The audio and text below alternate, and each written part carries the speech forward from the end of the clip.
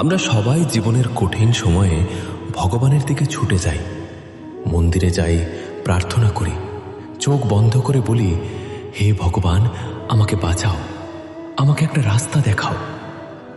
কিন্তু কখনো কি তুমি নিজের কাছে এই প্রশ্নটা করেছ? ভগবানের কাছে যাওয়ার আগে তুমি কি নিজের জীবনকে বদলানোর জন্য যথেষ্ট চেষ্টা করেছ? তুমি কি নিজের অলসতা, ভয় আর অজুহাতগুলোর বিরুদ্ধে দাঁড়িয়েছ? কারণ সত্যিটা খুবই কঠিন। ভগবানকে জাগানোর আগে নিজেকে জাগানোটা সবচেয়ে জরুরি। তুমি যদি নিজেই নিজের জন্য লড়তে না চাও, তাহলে ভগবানও তোমাকে সাহায্য করতে পারবেন না। কারণ ভগবান পথ দেখান, কিন্তু সেই পথে হাঁটতে হয় তোমাকে। একটা সময় আসে যখন তুমি নিজের কাছেই অচেনা হয়ে যাও। বাইরে থেকে সব ঠিকঠাক, হাসি আছে, কাজ আছে, মানুষের সাথে কথা আছে, কিন্তু ভেতরে ভেতরে একটা অদ্ভুত শূন্যতা তোমাকে ধীরে ধীরে গ্রাস করতে থাকে। তুমি বুঝতে পারো না ঠিক কোথায় ভুল হচ্ছে, কিন্তু অনুভব করো কিছু একটা ঠিক নেই। রাতে ঘুমোতে যাওয়ার আগে মাথার ভেতর হাজারটা প্রশ্ন ঘুরতে থাকে। আমি এত চেষ্টা করেও কেন এগোতে পারছি না? কেন আমার জীবনটাই এমন জটিল? ভগবান, তুমি কি আমাকে দেখছো? তুমি কি সত্যিই আছো? আর এই প্রশ্নগুলোর কোনো উত্তর না পেয়ে তুমি ধীরে ধীরে ভেঙে পড়তে থাকো। কিন্তু আজ আমি তোমাকে একটা সত্যি বলবো, যেটা হয়তো তুমি আগে কখনো শোনোনি। তুমি ভেঙে পড়ছো না, তোমাকে নতুন করে গড়া হচ্ছে। তাই এই কথাগুলো শেষ পর্যন্ত শোনো, কারণ হয়তো আজকের পর তুমি নিজের জীবনটাকে নতুন চোখে দেখতে শিখবে। সংসারে একটা বড় ভুল ধারণা আছে, সবকিছু নাকি ভাগ্যের দ্বারা নির্ধারিত, কিন্তু বাস্তবটা একটু আলাদা। ভাগ্য সবার জন্যই সমান সুযোগ নিয়ে আসে, কিন্তু সেই সুযোগকে কে কিভাবে ব্যবহার করবে সেটাই আসল। ধরো, তোমার হাতে একটা মাটির ঢেলা দেওয়া হলো। একজন সেই মাটি দিয়ে অন্যকে আঘাত করে আনন্দ পায়, আরেকজন সেই একই মাটি দিয়ে নিজের জন্য একটা আশ্রয় তৈরি করে। মাটি তো একই ছিল, তাহলে ফল আলাদা হলো কেন? কারণ মানুষের চিন্তা আলাদা ছিল, অনুভূতি আলাদা ছিল। তাই মনে রাখবে, তোমার জীবন তোমার চিন্তার প্রতিফলন। তুমি যেমন ভাববে তেমনই তোমার জীবন গড়ে উঠবে। মানুষের সবচেয়ে বড় ভুল হলো সে সেই একই কাজ বারবার করে যা সে এতদিন ধরে করে এসেছে, আর আশা করে ভিন্ন ফলাফল পাবে। কিন্তু সেটা কখনো সম্ভব নয়। যদি তুমি সত্যিই নিজের জীবন বদলাতে চাও, তাহলে তোমাকে নতুনভাবে ভাবতে হবে, নতুনভাবে কাজ করতে হবে। একটা সাধারণ দুধও যখন একজন মিষ্টির কারিগরের হাতে পড়ে, তখন সেটা হয়ে যায় মালপোয়া, সন্দেশ, ঘি। অর্থাৎ একই জিনিস থেকেও অসাধারণ কিছু তৈরি করা সম্ভব, যদি তুমি সেটাকে ভিন্নভাবে ব্যবহার করতে জানো। তাই নিজেকে বদলাও, নিজের চিন্তাকে বদলাও। দেখবে তোমার জীবন নিজে থেকেই বদলাতে শুরু করবে। আমাদের প্রত্যেকের ভেতরে একটা বিশাল সমুদ্র আছে। এই সমুদ্রের নাম মন। এই মন যদি শান্ত থাকে, তাহলে জীবনে শান্তি থাকে। কিন্তু যদি এই মন অস্থির হয়ে যায়, তাহলে এই মন থেকেই বিষ বের হয়, আবার অমৃতও বের হয়। তোমার কথাগুলো, তোমার আচরণ, সব কিছুই এই মনের প্রতিফলন। তুমি চাইলে তোমার কথার মাধ্যমে মানুষের জীবনে আলো আনতে পারো, আবার চাইলে অন্ধকারও ছড়িয়ে দিতে পারো।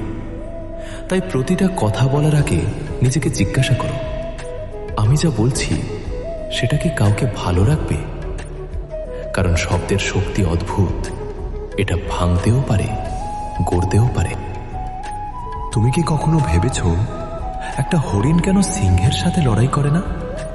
কারণ সে জানে সে দুর্বল, কিন্তু যখন তার সন্তান বিপদে পড়ে, তখন সেই হরিণই সিংহের সামনে দাঁড়িয়ে যায়।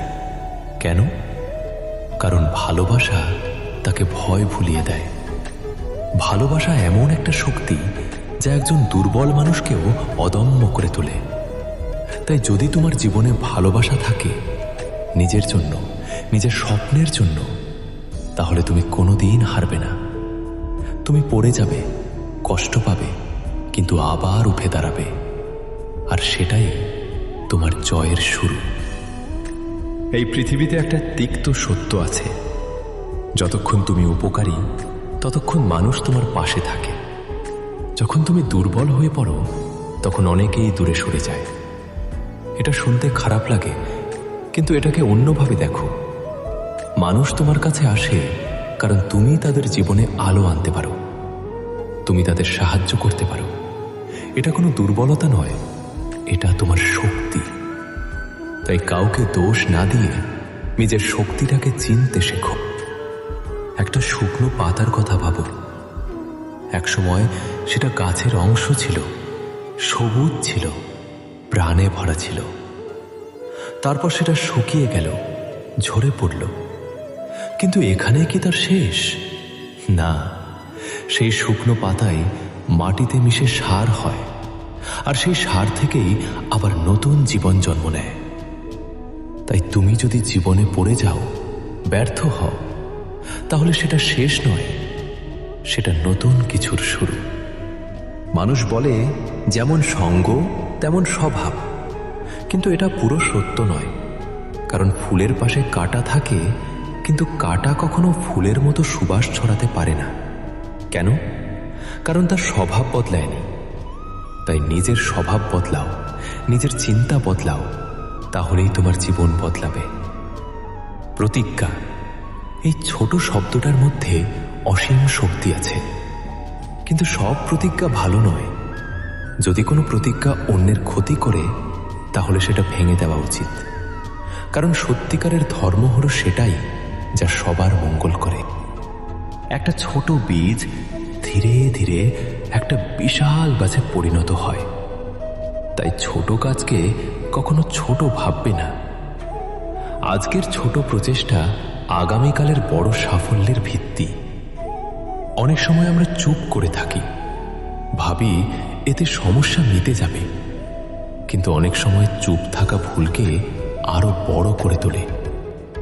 তাই যদি তুমি কাউকে ভালোবাসো, তাহলে তাকে সঠিক পথ দেখাও। যখন তুমি কষ্টে থাকো, তখন প্রথমে যার কথা মনে পড়ে সে হলো মা। কারণ মা আমাদের সাহস দেয়, ভরসা দেয়, কখনো ছেড়ে যায় না। কোকিল নিজের গান গায়, তাই সে স্বাধীন। টিয়া অন্যের কথা বলে, তাই সে বন্দী। তাই নিজের মতো বাঁচতে শেখো। সবাই সফল হতে চায়, কিন্তু সবাই সফল হয় না। কারণ অনেকেই নিজের শিকড় ভুলে যায়। তাই যতই উপরে ওঠো, মাটির সাথে যুক্ত থাকো। তুমি একা নও। নিঃশব্দে, অদৃশ্যভাবে শ্রীকৃষ্ণ সব সময় তোমার সাথে আছেন। তাই ভেঙে পড়ো না, কারণ তুমি ভাঙছো না, তোমাকে তৈরি করা হচ্ছে। এই কথাটা যতটা সহজ শোনায়, এর ভেতরের সত্যিটা ততটাই গভীর।